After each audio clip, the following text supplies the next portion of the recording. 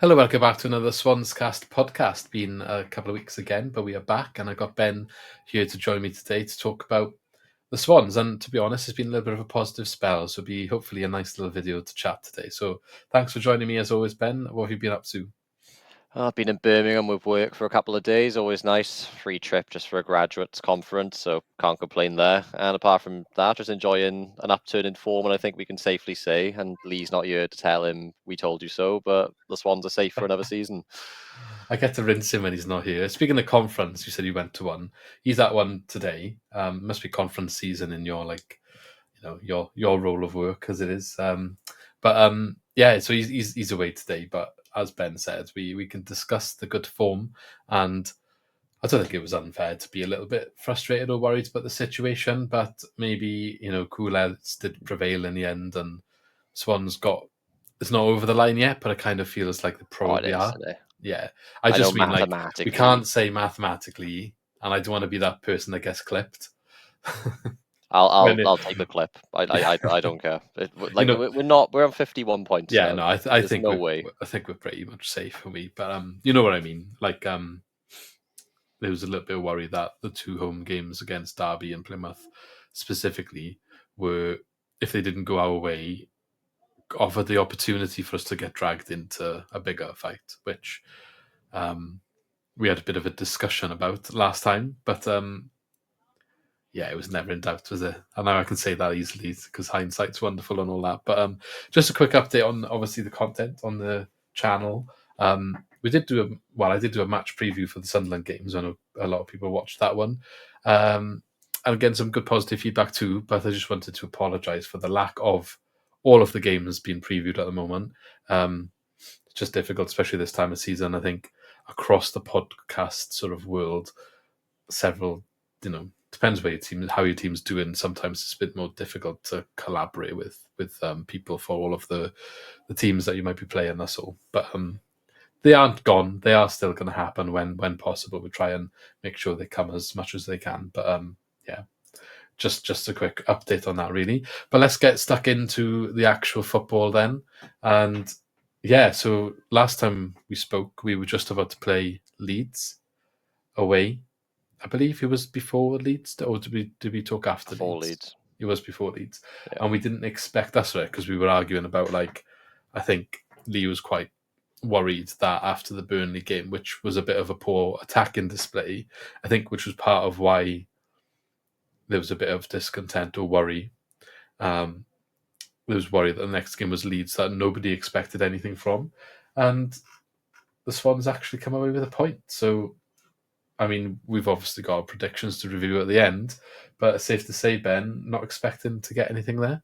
No, I don't think any of us have scored any points there, but luckily the Swans did score one themselves. I think it's a strange game, isn't it? Like, I think we played well. I don't think either of us actually watched the game live. We watched parts of it back.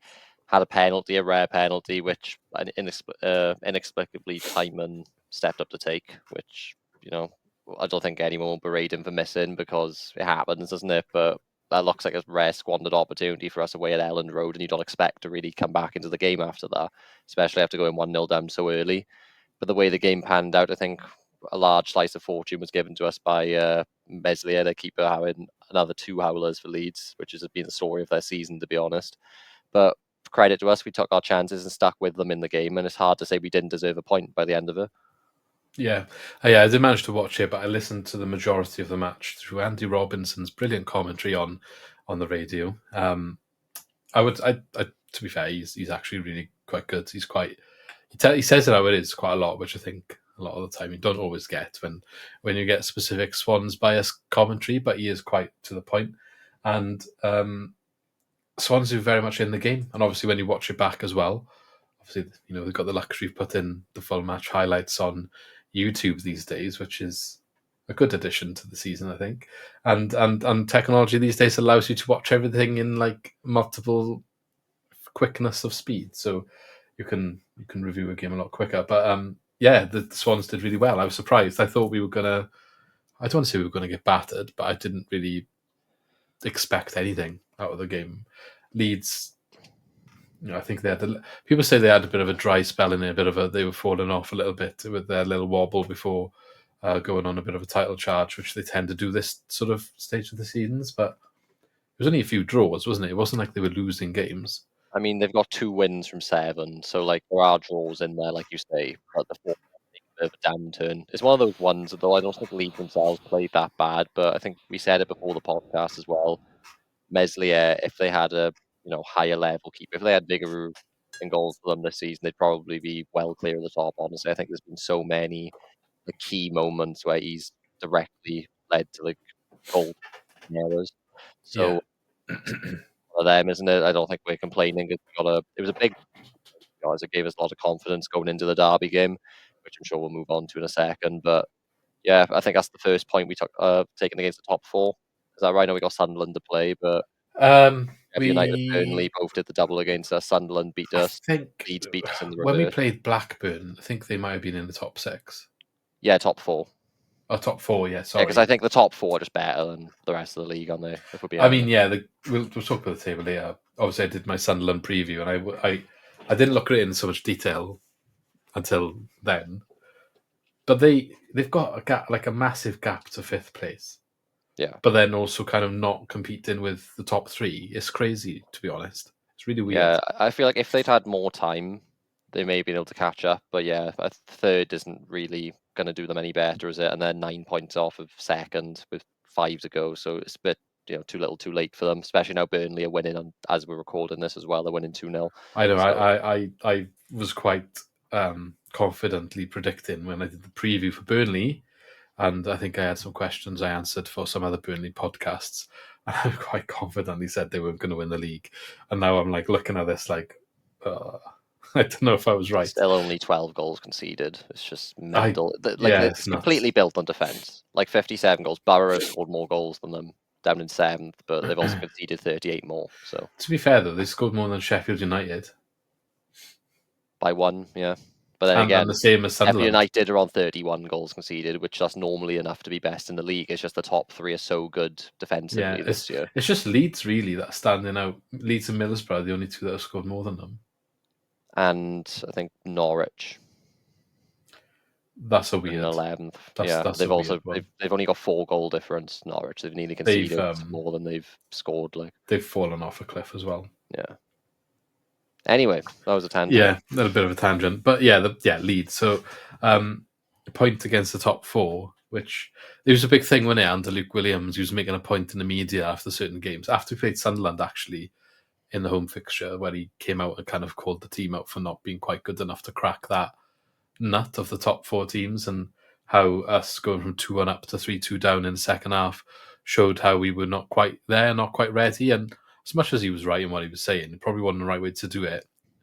And I think, speaking to Sunderland fans, especially this week, a lot of them consider that second half performance at the Swansea.com stadium to be perhaps their best half of football all season. It surprised me because they walked over us, didn't they? After a first half where we took our chances, but we competed with them. They came out second half. Yeah. And they did look like a lower level Premier League team, didn't they? Yeah, and I think that doesn't take away from the fact that we still played well, losing 3-2 in that game. We're not there. We're not a squad at that level, and we shouldn't really have ever expected to be. And it's nice to compete in those games, especially at home.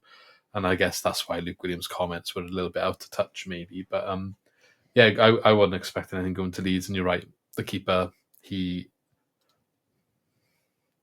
helped us a bit, I guess it's fair to say. But we did have, we had penalties, so it could have been another goal, or the keeper did save that one, to be fair to him, as much as he made a mistake later on.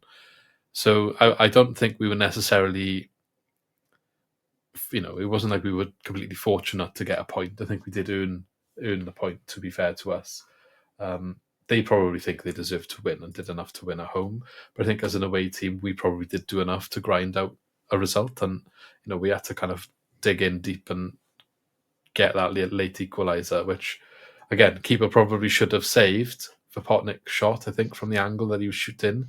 But he showed that he can be quite clinical, hit with some power on target and cause a bit of an issue. At the end of the day, you put it on target and the keeper's got to save it. If the keeper doesn't save it, then you've done your job, haven't you? So, and also you'd argue we know that their keeper's bad. So we've probably been told just if the Stott opens up, test him. And Darling's one was different. It was just a simple catch under no pressure, and he's dropped it to Darling's feet. And he was alert, wasn't he? Yeah. So the Vipotnik one is just, goals opened up, just hit the target, and you got a chance. And like you say, I think most of the time keepers save. It's also a high pressure moment, last kick of the game. He knows if he saves it, they win. So good play by Joe Allen to even create that goal. I think really good eye on the ball to create that opportunity. The pass to play through to Vipotnik's run. Something that I would like to see a bit more of from the Swans, but maybe that's something that Sheehan's going to introduce to the team a little bit more. So, yeah, I think really good and positive in the end. And I'm not surprised. Leeds definitely had a better second half, which doesn't surprise me. But we were clinical when we needed to be. And I think we'll go into Derby next now. But I think that's one of the key traits that Alan Sheehan has brought back to the Swans, because as much as I do think we rode our luck a lot in the first half of the season, I do think we've been a team relatively hard to beat this year on the whole for most of it. And whether that, I don't necessarily mean that we don't concede many goals. I'm saying hard to beat by the fact that we've always been in games for most of the season. We haven't been out of touch in a game where a late goal, like in this instance, can reward you.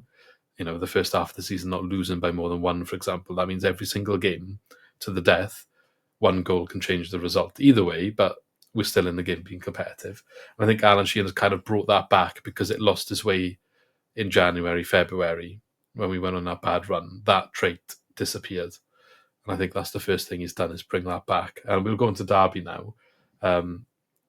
Obviously, one of the games Lee was specifically worried about, they were on a run of 4 wins before going into this one, the informed team in the Championship, and kind of, catapulting up the table. They got themselves out of the relegation zone, put Cardiff into the bottom 3 before we played, I want to say. Yeah. And I guess there's a bit of worry that they had the momentum, and it's one of those, I think there was a little bit of jokes when if we lost, we'd be doing Cardiff no favours, and should we do that on purpose? But of course, we need to sort ourselves out first before we start playing that sort of game. And it was a bit of a cagey affair, to be honest. I think a bit of a dull game. Sheehan's come out himself and said it wasn't one to go and watch back. It wasn't an enjoyable game to watch. But they got the job done in the end, and that's what matters. And yeah, what do you think about the Derby game? Well, it was a rubbish game, wasn't it? But it was so late into the season, you're sort of past the point of saying, that at least it was a good performance, it's a good indicator. We don't care about indicators now, do we? There's only 5 games to go. We just really needed the points in this one. It was a 6-pointer. It's a game that I think 0-0 was probably the fair scoreline. Equally, it was always going to be if one goal went in and decided it. Luckily, it fell for us. It was probably our only real opportunity of the game. I don't think it was our only shot on target. I believe 3 shots, 1 on target, and the other 2 were just non-chances. Well, our XG was 0.25. There we are. And I think how good. I don't know how though, because that was a tap in, wasn't it? That goal. Yeah, I don't know. I think maybe because it was from like a wide area, it was a tap in, but in normal play, maybe bodies are in the way of it. But yeah, it's obviously a hell of a result for us because it set us up for Plymouth, which we didn't have any pressure going into Plymouth. We probably, what did I say? 4 points we needed from Derby Plymouth. Yeah, I think we said 4 points would be a good return.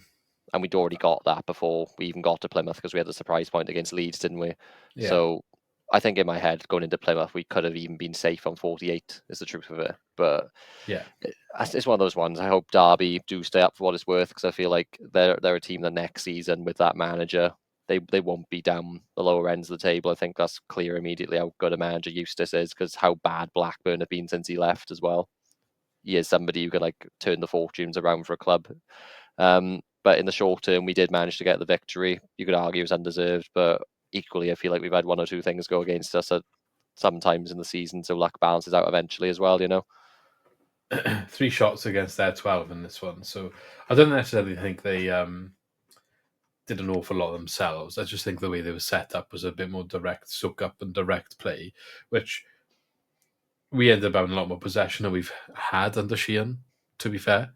And clearly he's not focused as much on that style of football, but I think up against a team like Derby, who were using their strengths, I think they played a big team and they were quite direct. They knew they were going to do their big men in defence to kind of stop us playing, and they had big men up front to cause a bit of problem. Obviously, didn't have Jerry Yates available, so they couldn't rely on his tenacity. But yeah, it worked out for us. I think part of the issue, perhaps, with our attack was the formation. Now, not to criticise it too much, obviously we went to Leeds, and that was Sheehan's first game, we forgot to mention, where he changed to a back five. Caught me off guard. I started doing these little previews, so that I can't remember what the site's called now, but I've been sharing them on Twitter, and I was adamant he was going to stick to a 4 because he's barely changed the squad since he came in. Caught me off guard massively going to a 5 against Leeds. And I probably was a bit surprised to see him retain it at home to Derby, maybe, although thinking about it, when you get such a positive result away from home, maybe there's the element of you don't change what's working. But I think that was the big frustration or criticism, was the fact that we set up in what a lot of people saw as so defensive in this game. I mean, as soon as the line-out came out, we saw it was the same formation, and it screamed of playing for a draw. And 10 minutes into the game, it screamed even more of playing for a draw, didn't it? So I'm glad that we didn't concede early, because I do think Derby would have seen the game out 1-0. I think they would have set up perfectly to just see out the lead, and we wouldn't have really been able to do much against a low block if that's what they turned to. Yeah. So that's something that went for us. So they did have some, they weren't like huge chances, were they? But they were semi-good chances, and they had a couple of them. So on another day, they go in at half-time 1-0 up, and then we never really get back into the game, I don't think. But then you see against I don't know if we're ready to move on to Plymouth, but Plymouth, they were a poor side, but that's what we can look like to an extent when we play that more attacking formation. We just bulldozed them from start to finish, really, didn't we? Just to say, Ji-sung scored his second goal of the season and for Swansea in the Derby game. I think he has definitely been better since Sheehan has come in. But just final note on the tactics before we move on to Derby, I just think I was surprised to see the flexibility in shape from Sheehan, especially so soon, especially while he's been caretaker. Luke Williams didn't change back to a back five until kind of like that moment when a manager knows the writing's on the wall and has to try something different. That's when you saw him change it.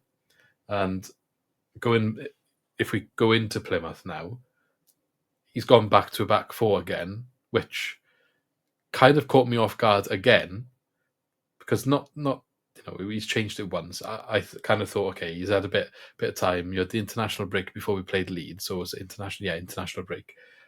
He's gone to a 5. Maybe that's his preferred option. He's trying to get the better players playing. So, he wants an extra centre back in there so Delcroix can get in on the pitch, because maybe the forwards haven't offered as much this season. He's flooding the midfield. He's getting Fulton in, and I think Fulton's probably been better with a more direct or simplified version of football as Sheehan's asking him to play. And he's obviously using the wing backs well. So maybe that's what he wants to do, go forward. But then he's changed it again back to a back 4 and gone back to wingers. And I just think he's shown a lot of versatility as a manager, to especially considering it's like he hasn't had a management job, has he? He's just been a coach and now and caretaker, to kind of have the confidence to change based on who you're playing, which is a bit different from what we kind of been used to, where it's a case of we're going to do what we're doing no matter who we play. He's adapting what we are doing to suit who we're playing. Yeah, which is nice to see. And I do think, again, it made perfect sense probably for Plymouth in particular to not be fearful of trying to sit back and just go for it with the back 4 and play with width and pace, because they've conceded 81 goals this season now after beating them 3-0, which is by far the most in the league. I think Lee, I can't remember why in particular, but I think he was at the Cardiff-Plymouth game where Cardiff beat them 5-0. He's got some friends that are Plymouth fans, so he was going along with those rather than... He wasn't in the Cardiff end. He was in the Plymouth end, yeah. But no, obviously, I think Lee was saying, Cardiff played well, but it was more Plymouth were bad than Cardiff were good. And I think... it's all right. No, somebody comes home, you're right, Ben, at the front door. No, it was like, no, Cardiff, basically, I think that 5-0 looked really impressive at the time, but realistically, we could have beaten them 6, couldn't we? That's what I was going to say. So we 3-0 by half time. You say could have beaten, it should have been 6. It should. Ji-sung should have scored 2 minimum. Vipotnik should have had 2. And Vipotnik should have had 2. He should have had 100%. He should have had 2 about 70%. You know what I mean? Like, yeah. I don't know how he missed the tap in. He had the tap in on a plate, and he skied it from what's in the box. You got the 6-yard inner box, box. wasn't it? Yeah, the 6 yard box. I don't understand. I mean, like, I don't know if it's a He bobble on the buries ball more or difficult something, chances than that, doesn't but he? I was right behind that goal in the corner, and it baffled me that it didn't go in. I genuinely don't know how it didn't go in. And you It can weren't laugh close about it when you're either. 3-0 up. You can laugh about it when you're 3-0 up, but Yeah, it weren't close though, was it? That's the thing. It's not like, oh, just over the bar or no, just straight to the it post. was like he was trying to do a drop goal. Yeah, I don't know. It's one of them. It's one of them. And again, if it's 0-0, everyone would be like out with pitchforks and saying Vipotnik out and all that. But 3-0, and he's been on decent form lately, to be honest. And so he's allowed little blips like this. But in future, Vippy, if you're listening, please. Yeah, bury them. He was one in the first half where he kind of run in from out wide after a little bit of a good team play. He was out on Ronald's side and he kind of cuts across the edge of the box into the box.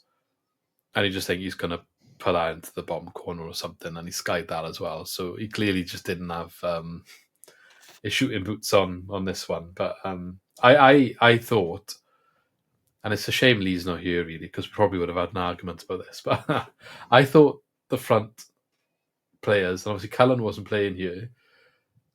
O'Brien was kind of playing as a 10, but not really.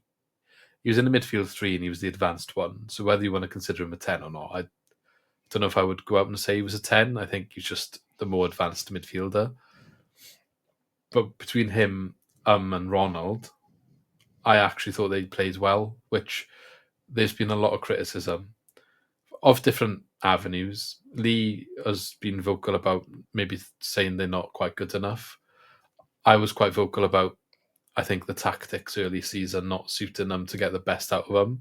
So maybe having a bit more empathy about their individual ability. But Ronald have frustrated me a lot this season with his end product specifically. And I know maybe you've been the same. But I genuinely think they had a good game. Do you want me In to this say what game. Lee would say? I'll just like step into his Yeah, shoes for a go on, second. you can if you want. I've been saying all season, their attack is our attack's really not up to much, man. I think it's League One quality attack, and you look at Plymouth, 81 goals conceded, man. I said earlier in the season I saw them play. Against Cardiff, and Cardiff battered them. I said it weren't because Cardiff were good, it's because Plymouth were bad. That's what Lee would say, right? And I can see what he means Lee, to if an you're extent. listening, correct him if he's wrong. I can see what he means to an extent when Lee says that. That's a quote, direct quote. But then equally, like that's the best cross Ronald's put in all season, isn't it? It's a different technique It on was the on a cross. plate. It's a float. It was It's a, on a yeah. plate for him. He's looked Yeah. up. He's seen the run. It's a floated cross. How many times do you see Ronald cross the ball and he's whipping his foot around it? Half the time it's going out for a goal kick or flying over everyone's heads, or maybe not even clearing the first man.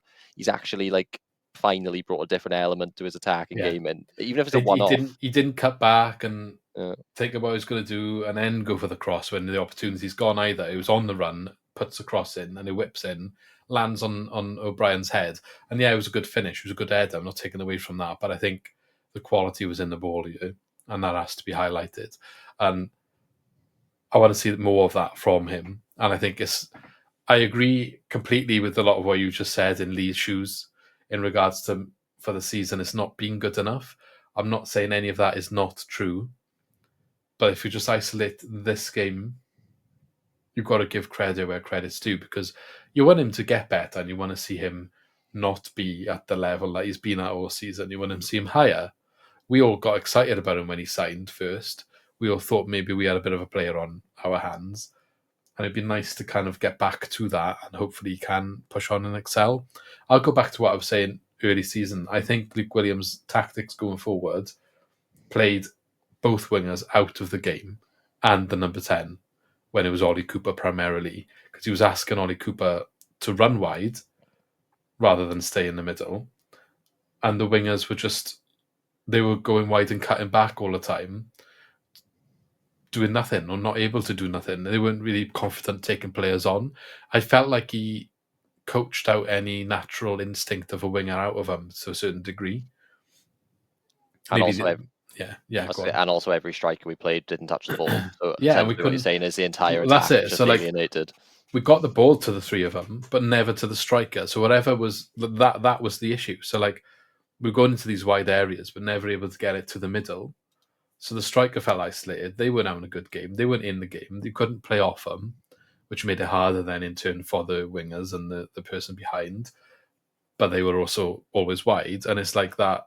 You just had a U shape around the box with one player in there you couldn't find, and in the end, one of the wingers would cut in and take a shot from out wide, and it wouldn't do anything because it's obviously not very often those opportunities amount to anything. And yeah, I just feel like over time, because came in quite exciting, and I just think when he came back from his injury, he just kind of settled into that bad routine as well.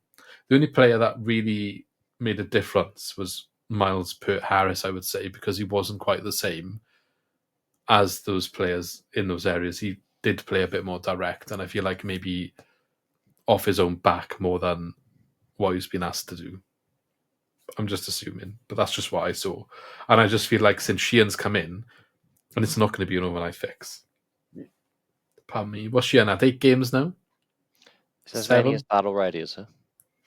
It's either 7 or 8. What was his first game? Blackburn, wasn't it? Yeah, it's 8 games. 5, 6, yeah, 8. So 8 game spell. I just think, generally speaking, the wingers have improved, and we got to Plymouth as the highlight. Yeah, has scored 2 goals within that period. He hadn't scored before. Now there was some near misses, some hits the post, and a bit of bad luck, and a bit of lack of clinical finishing. Right, it's not all the manager's fault for why he hadn't scored a goal before this, but he scored 2 in 8 games under Sheehan. I just feel like he's got a bit of a more confidence about him now, and like we said about Ronald's cross there, I think the same for him. I do still think Ronald's end product generally, especially his shooting, is not quite where it needs to be. But I do think he looks a bit better all of a sudden again. Yeah, playing with confidence, that doesn't just go for those 2 wingers, it goes for all of them. As well, 2 goals, probably should be 4, if we're being honest. He hit the post from the free kick that he, well worked underneath the wall, and he could have had 2 in the Plymouth game, couldn't he? Yeah, he should have had 2 in this game. He just kind of got the ball in the box, kind of. It was a defender running in to block where the shot would have been, and you can see he obviously realizes that, overthinks it to try and take the step to shoot around him, realizes that's now not an option, and then he's just kind of static, like don't know what to do before you make the wrong decision ultimately, always in that scenario. And he did that, I think, either 2 or 3 times in the game, which was a little bit. I don't know, you just wish that he could have taken that by the scruff of the neck and really excelled from it. But he's getting in those positions, which is the positive. I picked up on a tactical trend, though. Going back to the 4 at the back, which was interesting because we did for the last 2 games, I noticed on the left-hand side, Timon was staying wider, especially going forward, and allowing, when he was linking up with obviously was wide as well, but when they got to the attacking third quite often, Timon would stay wide and would be allowed to cut in a little bit. And on the opposite side, for Josh Key and Ronald, it was kind of the opposite. So Ronald didn't come in as much, and Key would do it. And to be honest, Key was. Do you remember when Luke Williams compared him to Gareth Bale? I'm not saying he's Gareth Bale, right? But he apparently turned into him for at least 90 minutes on Wednesday. He loves playing Plymouth, and we can't not talk about that goal, can we? I mean, do you think, first of all, it was a shot or a cross? A shot, because I think he looks up at the keeper and sees where the keeper is. And I know the technique looks like a cross, he's like side-footed it, but I just can't really bring myself to believe that he was aiming for anybody with a cross, because there was no one near it. When I was in the stand from my angle, so if you consider where I'm looking at this goal, so I'm in, what's the family stand? South, is South. It? Yeah, so I'm in the corner between the south and the west. So west is the hospitality stand, is it? Yeah, so I'm in that corner between those two, essentially. And Key's shooting at the goal the other end of the pitch. He's on the right-hand side. It looks like, from the angle that I'm watching that he's aiming for, must be with a whipped cross because of the way he hits the ball. So at the time, I was a bit like, I'm not sure. And it just kind of like, because it kind of floats, doesn't it? And then dips at the right time. Yeah. Like, it's not venomous, really. It's just kind of like he places quite precise. Yeah. When you watch the replay, I completely think it's a shot. Like, it's weird how you can see it from the angle I was sitting in my seat and I wasn't sure. But watching it on a replay, and I have no doubt in my mind that he's shooting from the replay. So I think he meant it. And it's quite funny. He scored 2 goals in 4 games against Plymouth now. And The other obviously one he's was a the brilliant former... goal as well. Yeah, it was the team goal, wasn't it, where he kind of legged it up the pitch and Yeah. finished it off. Away, I was at that game too. I've seen them both in person. So, yeah, brilliant. But he's obviously an Exeter boy, so like it's one of those where he's turning up for his former rival.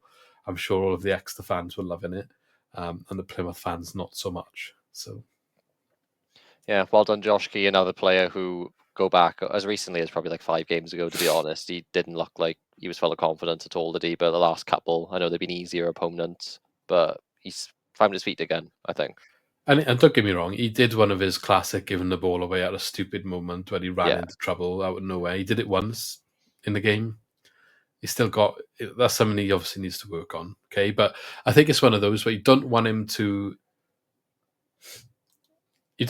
like have that necessarily coached out of him to the extent that it stops him doing the positive side of it, which is what got him the goal. Like, obviously he needs to learn when to do it. You don't want it to be completely coached out of him. But it's when I mentioned the Gareth Bale thing. I know he's not Gareth Bale, but I think you saw what Luke Williams was trying to say in this game.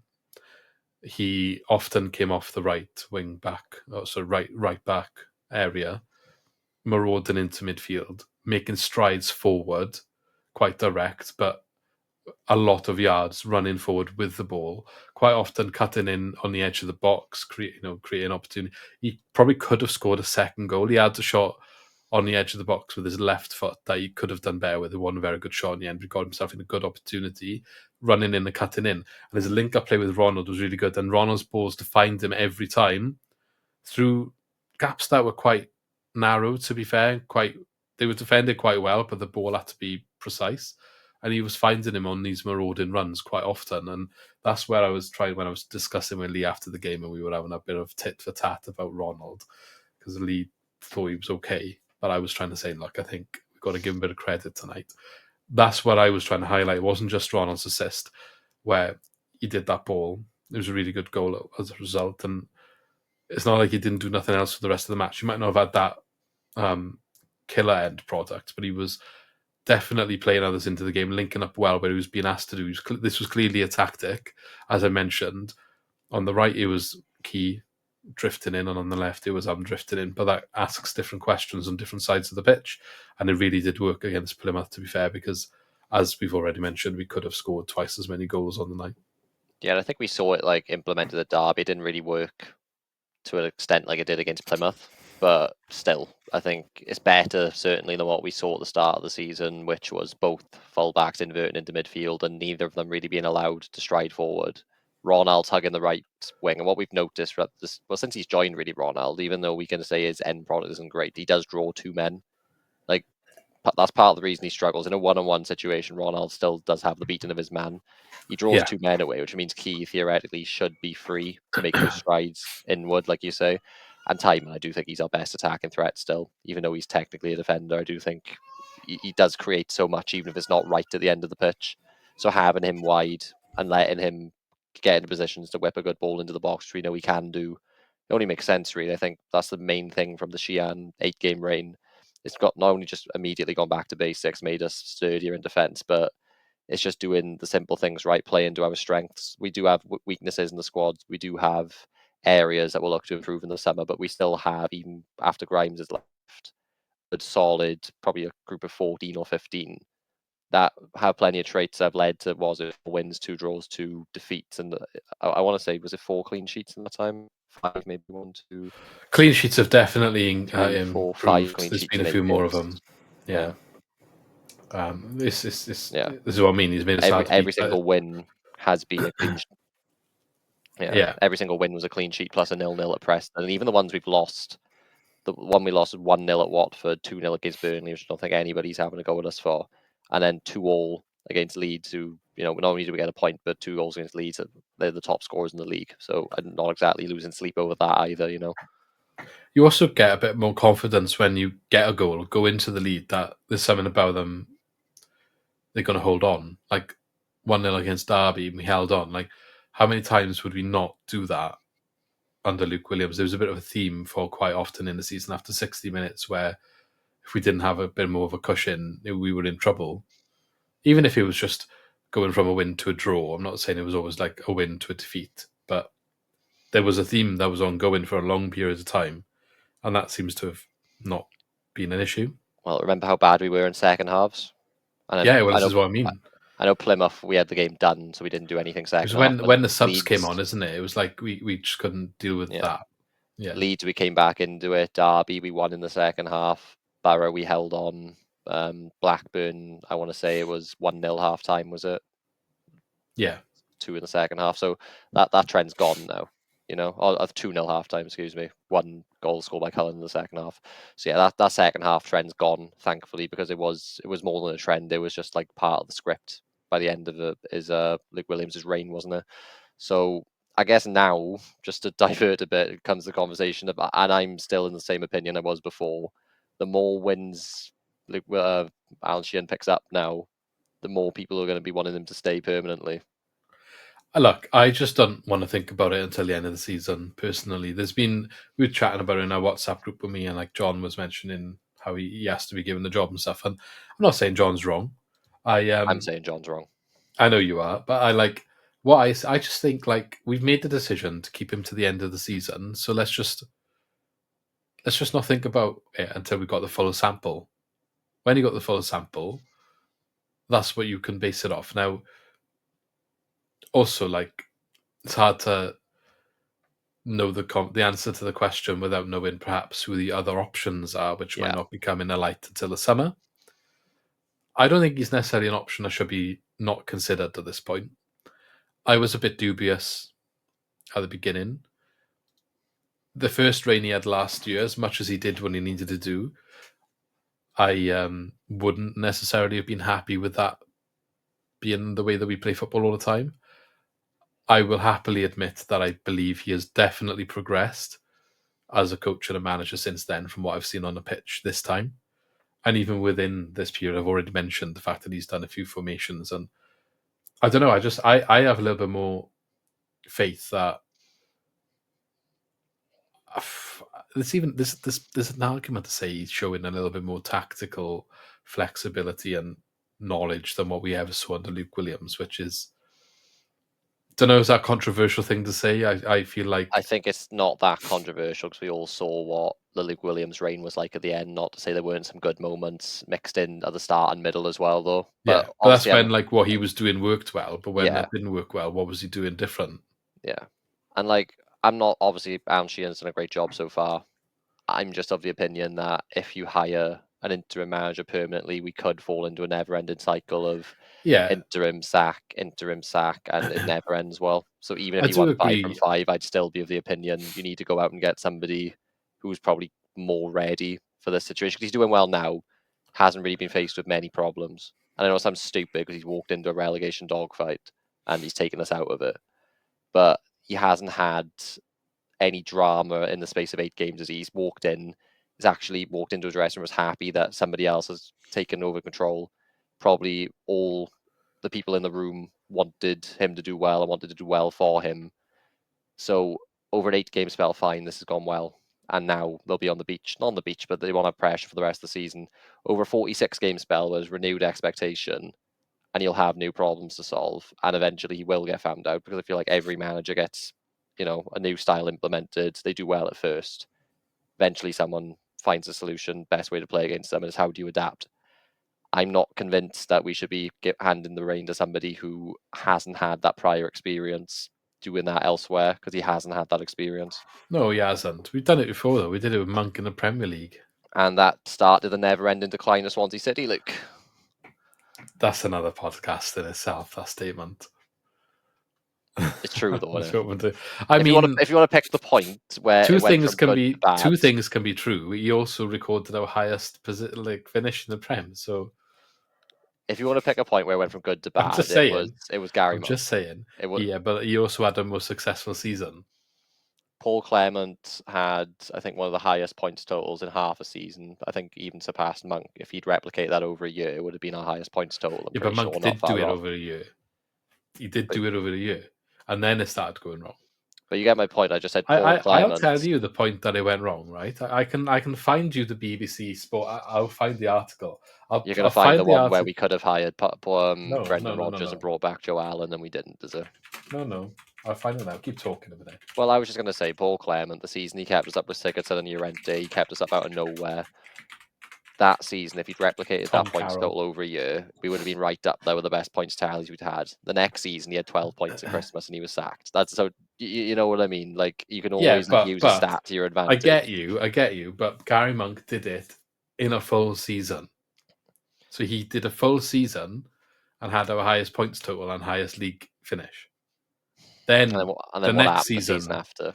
Yeah, but Monk, but like Laudrup's second season was worse than his first season. Oh, I'm not being funny. Monk who did he just get sacked from, Monk? I'm just saying, I don't think it's as simple as that. That's all. I'm not saying I disagree with Monk getting sacked. I'm just saying, I think it's as simple as that. I think there was more behind the scenes than just saying Monk was the reson for the downfall. But he just got sacked from Cambridge. He's still only 46. That man, he's had so many jobs, and he's still younger than most managers. I do think that you can, like the fact that he did a full season. Do you know how many red cards we had that year as well? Probably that was crazy. We had like 8 or 9 red cards by Christmas. I remember he was going nuts about it. He was going to kick off to I can't remember who was going to kick off, but he was going to kick off to someone. Where's his article now? Oh, there we are. I got it. This is where it went wrong. This is literally where Swansea went from stabilised Premier League team to where we are today, right? That is literally it. I'm not joking, because this is the second season under Monk, and we were in the top 4, which is when he made this statement, 9th of September 2015. Andre Ayew just been signed, I believe, and scored like a few goals in the first few games with Bafétimbi Gomez. They were making a good link in partnership.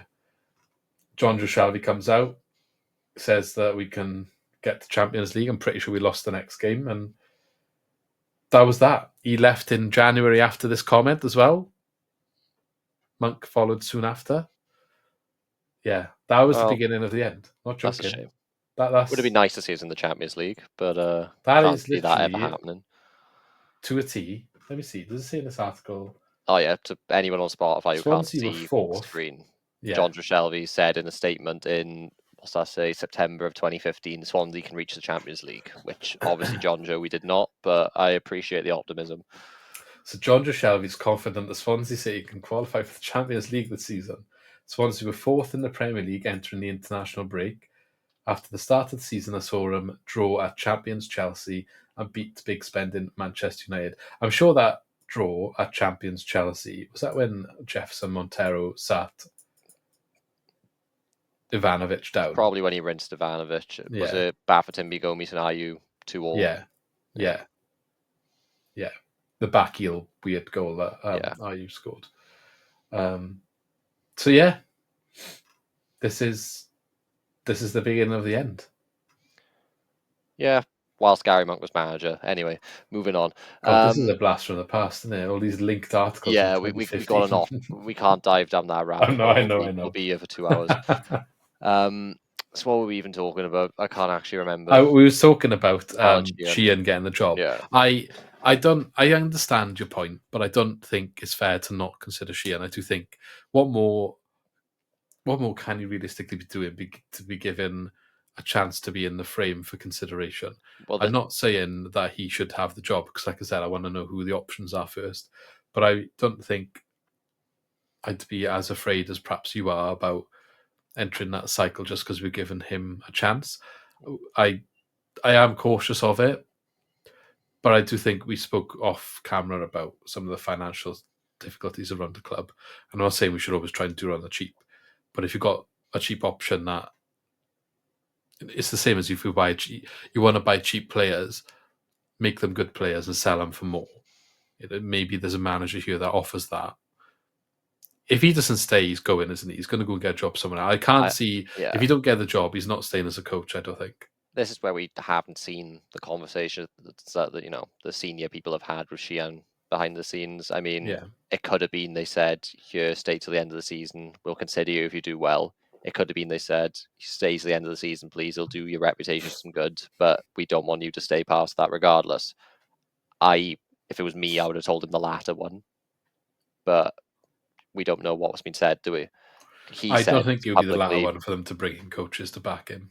He said publicly, "I want the job, or I want to be considered for the job."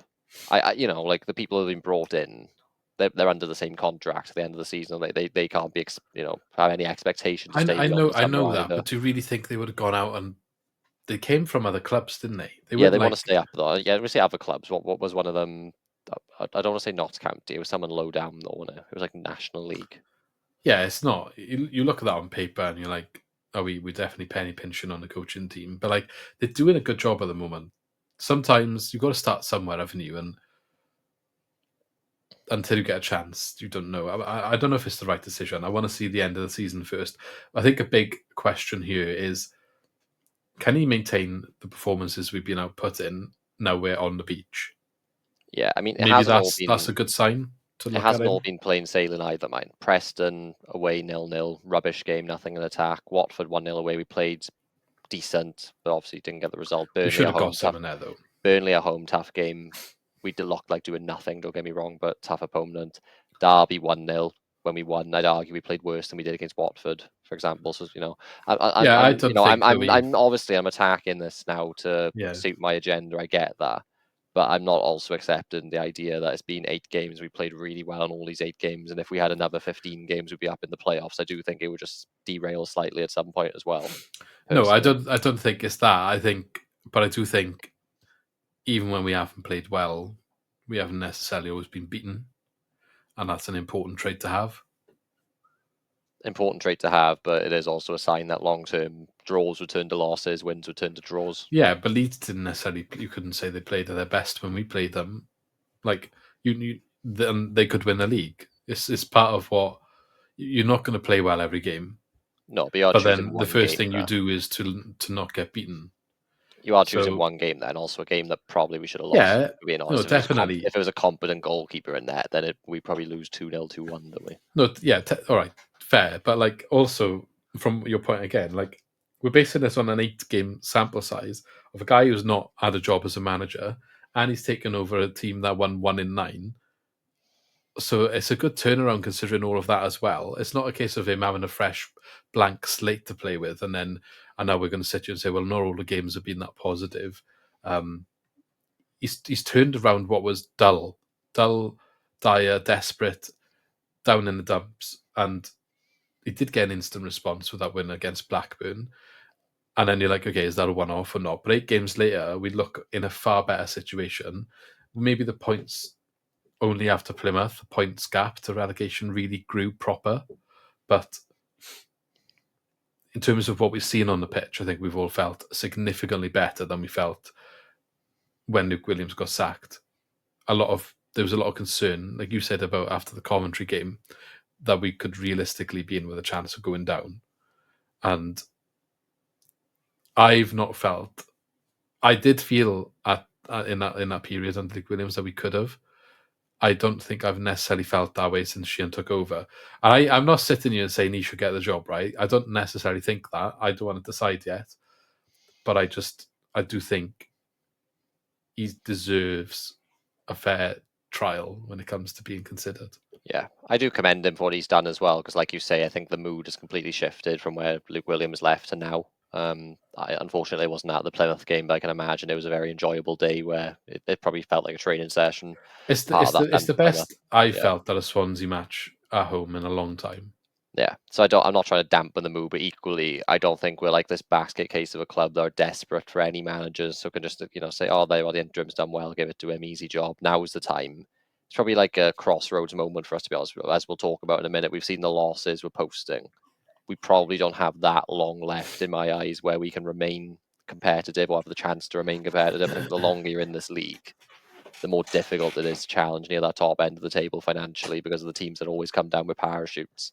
And as we've seen, our revenues way down compared to some other teams in the league. I think like 18th for turnover. So do you want to go with an interim manager who, let's be real, over a 46-game season, I just can't see him having the consistency and reliability to have us challenging up for that top 6. I know it's an unrealistic expectation to be in the top 6, but if we're not trying to position ourselves to do that while we do it. What's the point, you know? I got a question then. What if like a player like Lewis O'Brien now, we haven't actually spoken about him today, and I feel a bit harsh that we haven't, but he had 2 man of the match performances against Leeds and Derby, and then scored a goal against Plymouth. Like we all worried about Matt Grimes left, and look, he has not replaced Matt Grimes in terms of what Matt Grimes did for Swansea, but he has definitely replaced Matt Grimes in terms of Matt Grimes left a hole, and Lewis O'Brien's gone in there and done his own thing and taken that by the scruff of the neck to the way that we don't. No one really worries about the fact that we got a midfield without Grimes anymore. We didn't think that, especially when we saw the first couple of games after it. It was not nice. It was not pretty. He's doing something different really well. So say he turns around and was like, I'm going to stay at Swan. Is he free in the summer? If I read that somewhere. I don't think so. And if he All is, right, regardless, say this is a scenario where he's like going to sign for the club, but only if Sheehan stays as manager because he's really enjoyed his spell under him. What like, I'm not saying you should base your decision based on like signing the player, but would that ever influence your opinion on giving Sheehan the job? No, because I feel like you can't let one player dictate. No, I'm just trying to raise into rather than like one player dictating. Like, let me rephrase it then. So like Lewis O'Brien's going to sign for Swansea, but a big influence of that was him enjoying his time under Sheehan. I'm not saying he wouldn't sign anyway, but that's a big influence of it, right? So like he's of the opinion that he will stay. Would that sort of credit then make you feel better about him getting appointed? No, because I think like everyone else he's seen. No, because I like everyone else he's seen the same 14 games or whatever it'll be by then with him as yeah, manager. but he's played in it though, isn't he? He's played in it, and he's been in his training methods. And good for him, he's come in. He's a player who we knew's top 6 quality. He's done well. He's come into a system where Sheehan's integrated him in, built a team around him. Guess who else is coming in the summer? Waddell, who plays the exact same position as him, and it'll be the closest thing we have to O'Brien. But you could play them both though, couldn't you? I'm not going to be shifted on the opinion because I thought Waddell's a cam. Yeah, but as far as like integrating them both in, you got Franco there as well. Like that is. It would be Franco, O'Brien, and Waddell playing as a 3. Honestly, I think it's because I'm not going to be shifted on this opinion because forget about Sheehan now. I can never get behind. Forget about Sheehan. I'm just talking about Waddell now. Yeah, so like Franco and O'Brien have played together like since they come in, haven't they? As a 2, and it's generally been Cullen until Fulton got introduced to it. If we play in a 5, and obviously in the last game, Joe Allen came in and O'Brien went forward. But would you not keep O'Brien next to Franco as a 2 and play Waddell as the forward person? In Dream World, yeah, but we've just lost, as we'll talk about in a minute, a stupid amount on the profit and loss for the year. We're probably bordering on breaking the 3-year, 39 million profit to build in sustainability rules. They reckon they're not at risk of that, don't they? Well, yeah, but then we would be if we got somebody on like 30 odd K a week coming down to the Swans, wouldn't we? Like we'd break our wage structure for him. Get him on loan again, and I don't know. I don't know what's gonna happen. No one asked about that today in the forum, which was a bit surprising. No, I think I'll look now. I'm not sure they did. Maybe they just realised it's a bit of an unrealistic one. Similar with Darling, based on wage demands. The longer that goes on, Darling's probably gone now, and it's one of those ones. Like obviously in Dream World, yeah, of course we'd love O'Brien back. He's been brilliant, but like I said, we're 18th per turnover in the championship. So anybody who's signing him on a free, they're going to be paying him big bucks. Speaking of midfielders who used to play for us, who we had on loan, Conor Horahan is now interim manager of Barnsley. Did you know that? Didn't know that, but then equally he's done plenty of podcasts himself in the past, not the top 20 being the biggest. EFL one, they'd interviewed him before, and he talked about his desire to want to be a manager one day, and I think he did come across really well. So maybe not someone that would jump straight to your mind when you think of potential managers, but I think he's been gearing himself up to be in management for a while now, to be honest. Like even at the Swans, I think he was doing his badges and doing training sessions, like coaching. So probably only a matter of time. And Barnsley, obviously, I think that's where I want to say along with Villa. Yeah, he made his name at Barnsley, and obviously Villa was where he was at his peak. But I think Barnsley's always been the club he has a soft spot for. So happy for him. I'm not sure how he's doing, but well, I mean, for him to be interim, something went wrong. But they're just like kind of mid-table, I think. Anyway, yeah, I don't know. We'll see. I'll make a final decision on what I want out of Sheehan when the season finishes. But I don't think I'd be too disappointed if we went a different direction. But then you're going into an unknown again. Maybe that could not work. Like there's just as much risk doing that. But I think I would feel, if I'm Sheehan, I would feel hard done by if this continues the way that it has to the end of the season, upward in terms of the trend of where we are in the league and the results that we're getting, and then you just shove to the wayside. You'd feel hard done by, wouldn't you? I'd feel hard done by, but equally I signed a contract to be here for a certain period of time. I've done my job. I've improved my reputation. Go manage in League One, mate. Like I doubt a Championship club is. No, I doubt a Championship club's going to come in for him on a permanent. No, well, I mean, he was linked to Coventry, wasn't he, before they signed Lampard? Yeah, and then look how you just ended that sentence. They signed Frank Lampard, who I don't like, but they signed Frank Lampard instead of. I mean, he did a good job, to be fair. I think he gets a bit of a. I'm not saying anything. I'll get slander. I'll get roasted. But you know what I mean. I think he gets hard done by Frank Lampard. Yeah, in terms Sheehan of linked with the Coventry job. Like, was he ever actually close to the Coventry job? I was getting asked questions by the in the nose from Coventry about him, so I feel like he was in the frame. No. Apparently, he's rejected job offers. I don't know who from. Yeah, and again, is that first team? Is that assistant? You don't know, do you? No, he said first team, I think, but I don't know where. It could have been like Conference North or something. Anyway, we'll see. I'm sure this conversation will come up every podcast until the end of the season. So, do you want to pull up the article?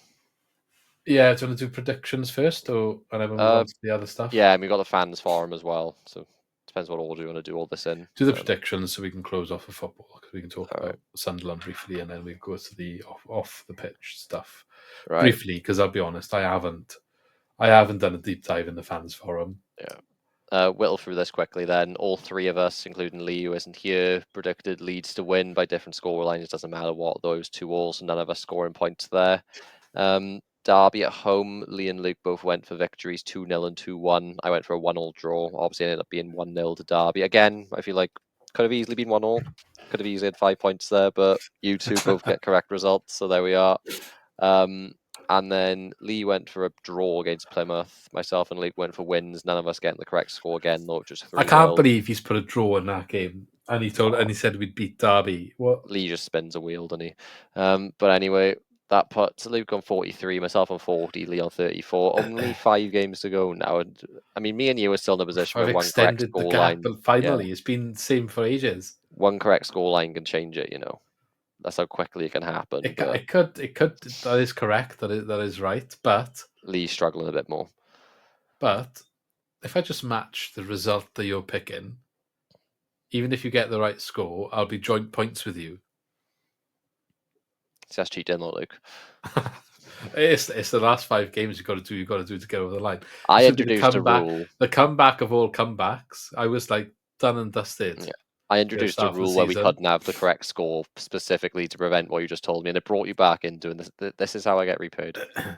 I'm sure I was on the upward trajectory before that rule was introduced. Well, I think like we just on about Gary Monk was the point where everything fell apart for the Swans. I think that rule is the part where it fell apart for me this season with the score predictions, to be honest. We introduced it around game week 20, I think, and from there, just you can see I haven't had a correct score line since then somehow.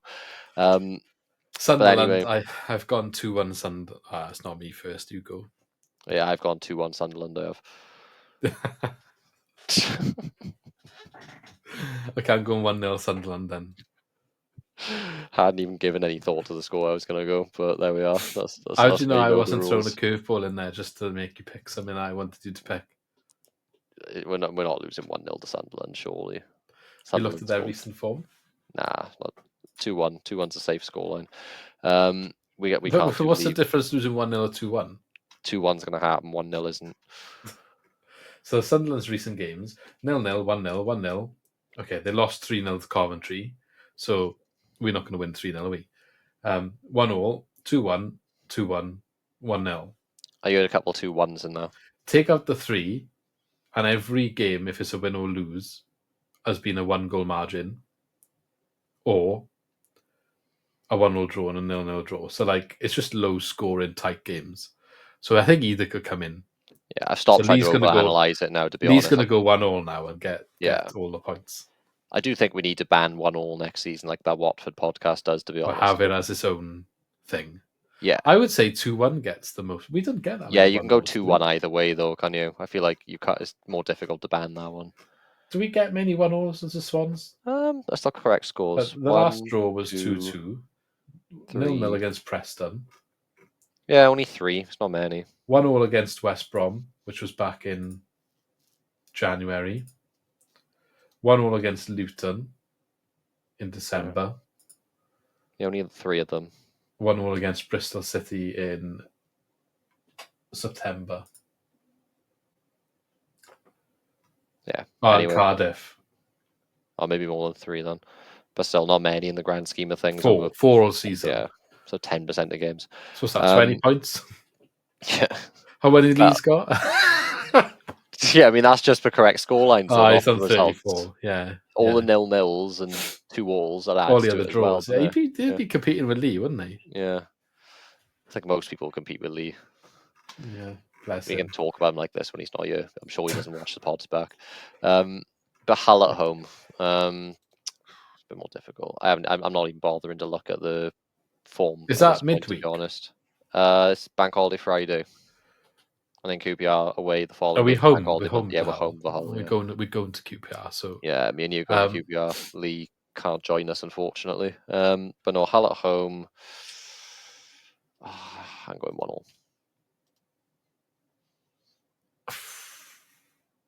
2-0 Swans. Like it, and we're probably going to have to predict QPR as well, aren't we? If we're being honest. Go on, I'm feeling charitable. I don't need this rule. Go for it. No, you made to pick the other Barry. You can pick. All right, okay. Well, 2-1 Swans. Are you just picking 2-1 constantly? No, I went 1-1 in between. Away and we. Yeah, we're away. I feel like they're picking up again now, aren't they? So it's convenient for them. Yeah, they haven't lost the last 2. Oh, that's after not winning in like 8th, though, right? Yeah, which is what I mean. It's annoying because they ruined my bet when they won against Oxford, wasn't it? I thought Oxford would have my room. I'm going to go with 1-1. Oh, yeah, and Lee can pick up the scraps. That's his fault for not being on the pod. Yeah, it is. Let me get this article up then, I guess. Sorry if you can hear the baby in the background. Always the worst time in the quietest moment of the podcast. Right, we got a statement to go through. So, briefly, can you hear this? Is it loud? It's so loud. Do you want to read this out then? I'll mute myself. Yeah, I'll read this out. Go on. So, Swansea City FC has published its financial statements for the 11-month period ended 30th of June 2024. The financial statements report a pre-tax loss of £15.2 million compared to a pre-tax loss of £17.9 million for the previous financial year. The company took the decision to change the year-end date to 30th of June to align with financial reporting period, blah. Turnover for the 11-month period was 21.5 million. Player trading produced a profit of 10.5 million and includes the initial profit on the sale of Joel Perot to Leeds. These profits helped to ensure that the club remained compliant with the EFL profitability and sustainability regulations for the season. The board wishes to place on record its thanks to supporters and sponsors. The club invested significantly in its playing squad in the financial year. Acquisition cost of player registrations in the financial period amounted to 6 million. The associated costs contributed to an increase in the operational expenses to 47 million for the 11-month period compared to 43 million for the previous year. So it's gone up to 47 million, but we've reduced a month in the financial year, so that's bad. The board acknowledges that whilst the magnitude of the operational loss is a product of the highly competitive environment within the EFL Championship in which the club currently competes, the club will continue to focus on achieving operational efficiencies in order to maximise the resources which can be invested into the first team squad. They bloody hell, they need me to give me a dictionary for this, don't they? Who wrote this, man? The cost of operating a stadium and 2 training facilities is significant and are growing in the absence of any immediate prospect of a redistribution agreement between the EFL and the Premier League. Then the club will continue to be reliant on the support of its ownership group as the main source of funding. During the period, further shares of 16.5 million pound were issued compared to with 41.2 million in the prior period. Subsequently to this period end, a further 21 million of shares have been issued. The board wishes to place on record its thanks to the ownership group for their continued support of our club. Hold on. The board wishes to place on record his thanks of the ownership group for their continued support. Aren't the board and the ownership like the same people? So they just thank themselves. No? I don't know. We don't know. We had this debate the other day, didn't we? We Yeah, don't know there's got to be a crossover though, right? You're on the board if you're an owner. Well, Andy Coleman's not on the board anymore, and he is an owner. I don't know. That feels like And I guess, on the back. I guess all the hedge fund people perhaps are the ownership. I don't know what. I'm not even going to try and. I'll go back to a pod like from 2 pods ago if you want that whole debate of who owns the club and who runs it. It could have been in the last one. I can't remember Right, now, to we be need honest. clarification. Who are the board and who are the ownership group? But regardless, like a further 21 million of shares have been issued. And that's off of. When is this? So during the period. Is this during the takeover? This is for the period ending June 2024. So this is the year just gone before. How many times can you issue more shares until you can't issue more shares anymore to fix the problem? It's a dilution of shares, isn't it? So the minority stakeholders, their shares become worth less unless they match the investment of the majority owners. So it goes out to all shareholders. I believe that's what it is, share dilution. But how much can you keep doing this until it can't sustain anymore? I mean, I'm not the qualified person to say this. I think the trusts have a 5% stake that can't be diluted any further. Again, I don't know how many minority shareholders there are and how much each person or corporation or whatever owns. I don't know. It's not. You're right. It's not something that can just go on forever, is it? And you, being realistic, I don't think these people are just going to keep pumping money into the club unless they're getting something out of it. Right now, with the share dilution, they've been getting a higher stake, but also we've seen a change of the guard with who owns the shares. So again, you need like an expert to dive into all that. That's about all I know about it. Do you remember last year when we were like, the account's really bad, but that doesn't include Joel Perot? And it's got even worse, and that does include Joel Perot. So yikes! And we didn't really sell anyone notable last summer either. No, who was it? I'm trying to even remember. Did we sell anyone? We sold Grimes in January. Grimes in January. Don't think it was anyone notable at all last summer. I feel like somebody left, even if it's only for a couple mil.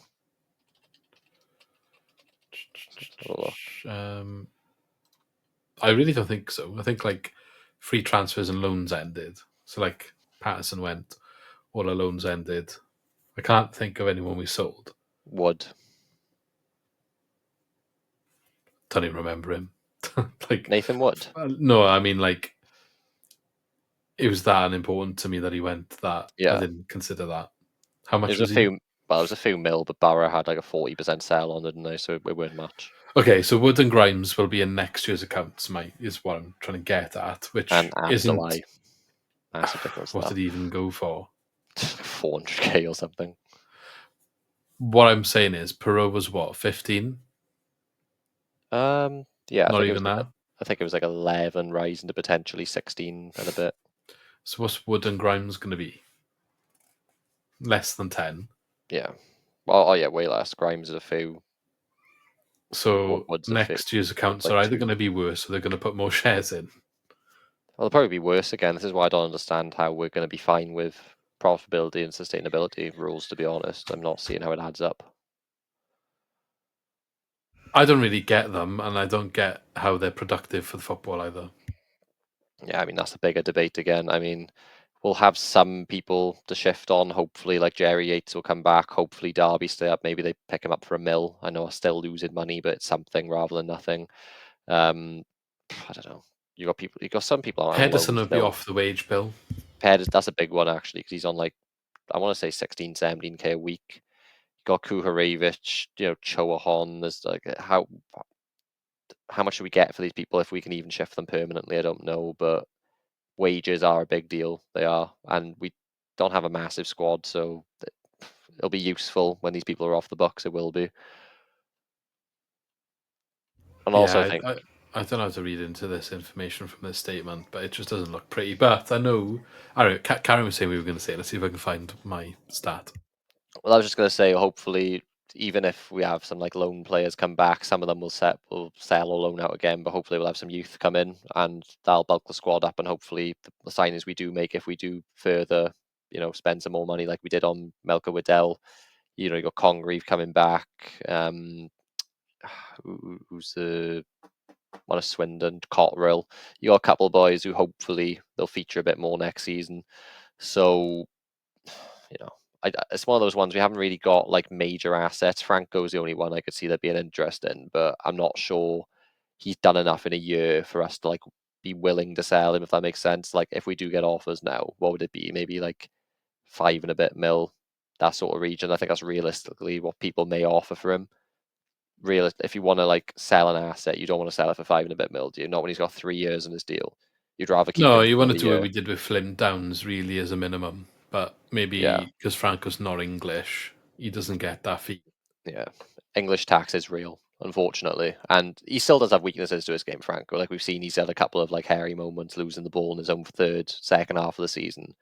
He is immense off the ball. Don't Yeah, and get his me wrong. 90-minute fitness is probably an Yeah, issue for clubs in the Premier League, I would imagine. yeah, there is that. Although he has been playing more frequently since He's still Luke getting Williams left. he's still getting subbed, especially when it's like 3-game week. Yeah, There's been once or twice he's done it. I think Sheehan's tried. The ones that I've seen him, he's really, really struggling in them last 10 minutes, like notably panting and not. You do want him on the pitch, do you know what I mean? He's not the same player. yeah. So it is an issue, and that probably does put a ceiling on his value, like you say. And also, you do have to weigh up if you want to push and try and get in the top 6. He's probably not the most replaceable sort of player. Like he's not like, I think there's more people in the mold of like Grimes and Downs and that sort of player than there are like Franco. Obviously, they won't be as good as Grimes and Downs. I'm saying that type of midfielder. There's more of them about than there are Gonzalo Francos, I think. Different continent, and he's probably a different way of playing. I do think I didn't want to sound harsh on his fitness thing.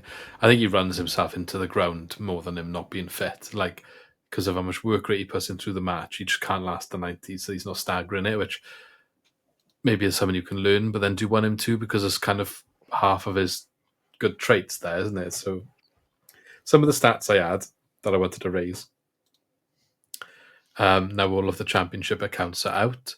Total revenue for the championship up 27%. This is obviously for last season against the season before, yeah. 947 million. The highest grossing club, Leeds, 128 million. The year before, for clarity, was Norwich, 76 million. So that shows the difference of clubs coming down from the Premier League now. To know, like, we're making these claims, you're highlighting the fact these days that the 3 that are going down this season are the 3 that went up last season, and this is becoming a bit of a trend and theme and a bit of an issue. And then you see the money that they are having just coming down and just yo-yoing. I think it's going to get worse, personally. Oh yeah. Wages, 849 million. Highest wage bill was Leicester, 107 million, which against the year before, this is staggering actually, Norwich, 56 million. That's crazy. And obviously Leicester won the league.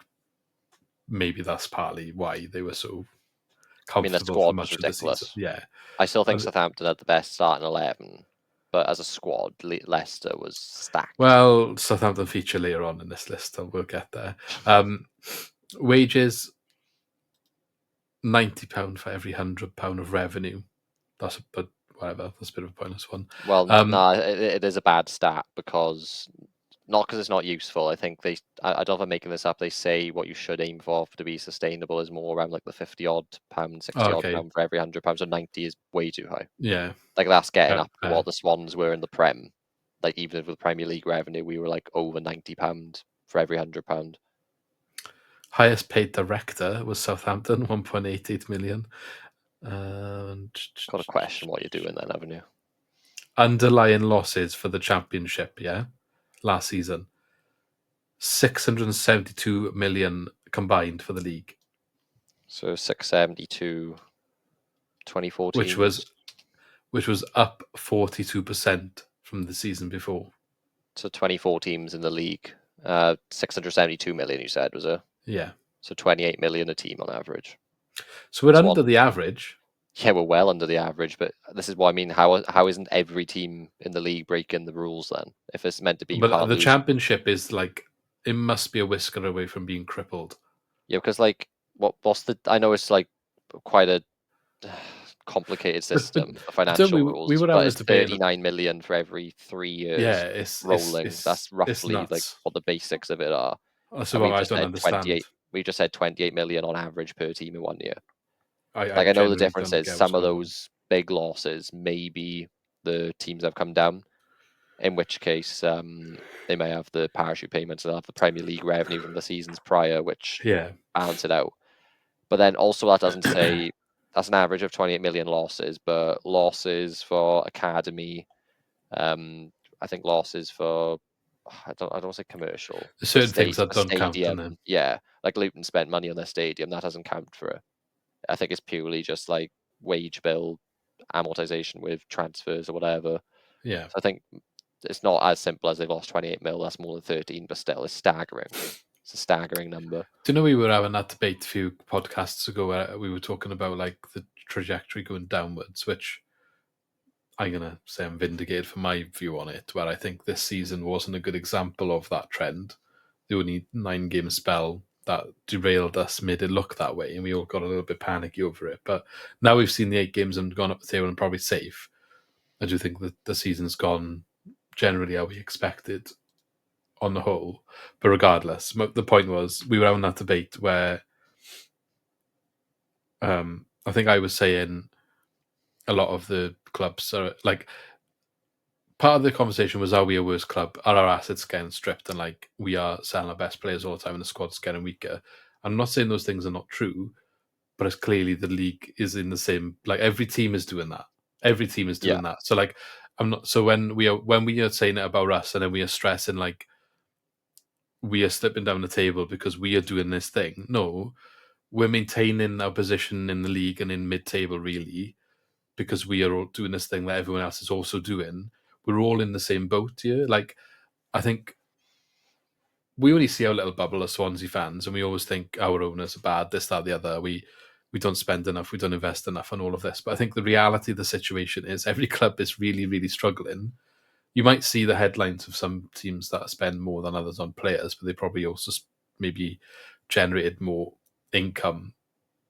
But then perhaps the expenses are also bigger. So when it comes to the end result, we're all struggling the same way, just at different levels. Like someone's got a turnover of 10 million, someone's got a turnover of 50 million, but the end result is you're still making the same loss, or we're still making losses together in this league that we're all trying to desperately get out of.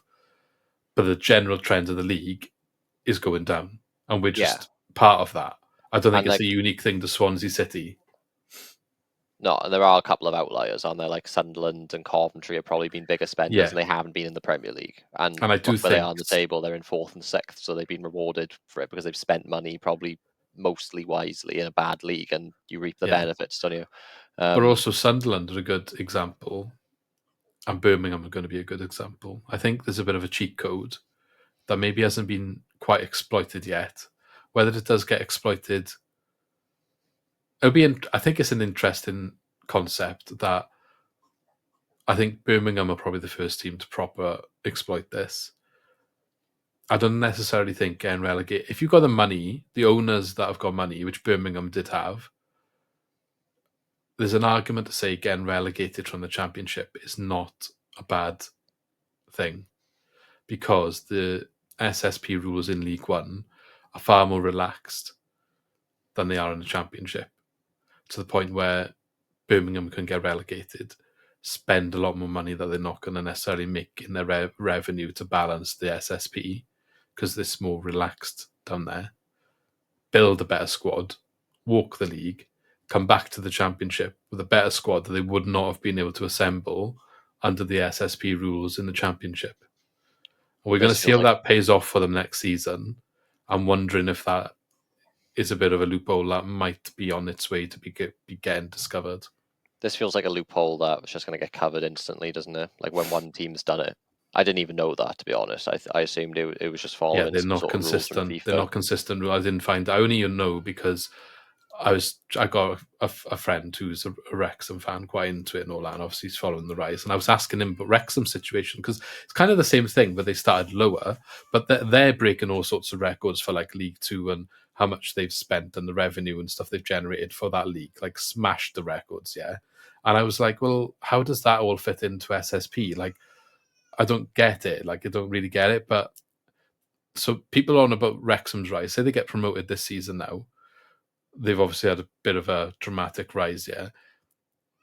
The Championship's probably their stumbling block as well, because that's probably where they get to the point where they can't just keep pumping the money in endlessly if they're not going to return it. They probably can return more because of the backing of the Hollywood, yeah, so they can probably generate more. But do you know what I mean? Like, it's harder all of a sudden. There's another level of detail there that, so if they haven't already got the squad, which Wrexham squad's good, but it's not Birmingham. I think they'll plateau a little bit in the Championship anyway. But Birmingham have gone down, made a really good squad, and I think they'll come back and be quite competitive. Ipswich, they kind of did it last year, but not in the same way. Like, I don't think they necessarily got relegated to do that. I don't think Birmingham They were necessarily down there a while when they. Yeah, but I think they got bought out in League One, so the owners could do it there already. They came up and obviously went straight up. So I'm just curious. I wonder how Birmingham will do next season, and if there's merit to that theory. They'll be top half, won't they? I think the issue isn't the squad they've got now. The issue for all ourselves and all our league rivals is what they're going to do in the summer. You know, if they're dropping 15 mil or whatever it was on Stansfield when they're in League One, chances are, because the rules in League One, like you say, weren't the same, they probably will have some leeway to spend again in the summer, I'm guessing. Which means, Christ, they could, if they do it wisely, they'll all be lucky. They'll come up and they'll try and go for top six. How close they get, I don't know. But we've seen and we said it's not a good league. The teams are in and around the top six now. Obviously, top four gone. But Bristol City, fifth. I know they did play better than us, even though we beat them. But they're up there. Coventry in sixth. They were well down there for a while, and obviously Lampard coming in, they picked up for a bit and went on that win streak. They're in sixth right now. Borough in seventh and West Brom in eighth. I don't think they've been particularly good, either of them, this season. Millwall in ninth. They're still within with a shout as well. Even Watford, who I think both times we played against them, they didn't particularly impress me. They're the teams who are probably still in with a shout just about of making the top six. So no reason really Birmingham, they can't come up and give it a go, is it? No, definitely. To carry on down this list, I'm not going to read all of them out. Player purchases, 309 million. Biggest spenders were Leicester, and they spent 62 million of that 309 million. Lowest spenders were West Brom, and they spent 0.1 million. So in terms of us, when we moan about not spending, player sales, 515 million. So player sales over 200 million higher than player purchases for the league. Yeah. I mean, how many of those are going to be from the big few teams as well, though? Yeah, well, here's the next one. Biggest sellers, Southampton, 145 million. Crazy. Most expensive squad, Leeds, 281 million. Can't compete with that, can you? Least expensive squad, Rotherham, 2.1 million. This is the gap now, isn't it? This is just the gap we're talking about. I know we're not Rotherham either. We're somewhere in between, but our squad. I say somewhere in between. It's probably a lot closer to Rotherham than it is to Leeds. Yeah, we're closer to Rotherham than we are Leeds. I'm not saying, but our squad say what? Like in terms 30 of million, I reckon. transfer fees spent though. I don't know. Could be 20. Now probably lower than 30 million. Then. Yeah. And obviously, like it can get skewed because like O'Brien will be down as a loan. But who's the highest transfer fee currently in our starting 11? I want to say Bianchini. If I know he's not our starting 11, but that's what you meant, I presume. Like what did he play for Ronald? $1 million. I think it could be Waddell when he comes in. You know. Yeah. Franco's 2. Jerry 8 if he's out on loan. Darling was 2 mil. Key was Tribunal. Like Tribunal, yeah. Timon was couple. 2.8, so could be. Should be one of those, wouldn't it? Really? Yeah, they're all in that same ballpark. We don't typically exceed about 3 million now, do we? No. Well, that was just some added stuff for that. Yeah. Do you want anything in the fans forum you want to go through quickly then? Yeah, quickly I'll just Like share this. I didn't watch. I know it is on the YouTube channel for anyone that does want to watch. I haven't. Part of me wants to, but part of me also is like, I don't buy into them, I can't lie. I've just seen too many of them and nothing comes of what actually gets said. But Stephen Carroll, who's a Swans fan, does the SOS fanzine, which some of you may know. He always does threads to them, so just quickly read off his Twitter. Question got asked about the academy, because our academy is in category 1 like it was in the Prem when we had McBurney, Roberts, James, all them, Roden. We currently spend 4.5 million on it a season. To go to Cat 1, we'd have to restructure. It would take 12 months. So in other words, that's not happening. This is what I was on about earlier. We were 10th in the league for wages spent last year, but 18th per turnover, which shows the gap that we're trying to bridge and probably why our losses are as high as they are. Scrolling down a bit more. I wanted to see something about youth in here somewhere. Yeah, here we are. Question on academy. Why aren't some of those players given the chance from the youth academy? Montague, who's new, says our better prospects, Congreve, Cotterill, and Wilson are all out on loan. Aim is for them to be involved next season, which I alluded to earlier. Question on transfers and Darling. Montague said Darling has had a fair offer. Says club don't want to repeat the situation of contracts of players expiring. Says we're working to find a solution. I think Darling's gone personally, but you never know, I suppose. I guess the manager situation probably isn't helping him there. He's not going to sign on when he doesn't know who's going to be here, definitely. Question on scouting. Montague says, this is what I mean in terms of like repeated words. We have a new scouting team and structure. It's been a huge part of the job to understand the process to unearth players. More restricted since the UK left the EU, which is fair enough. But I feel like we've heard like the recruitment team's being restructured like so many times now, haven't we? In the last few years, it feels like every season there's just new people there. Morris says it's important that we extend into the business side of it too to bridge the gap financially with our shortfalls. And again, I feel like the Americans said that when they first joined. We want to make Swansea America's team. I think Wrexham did that instead, didn't they? But feasibly, I don't really know what we do there specifically.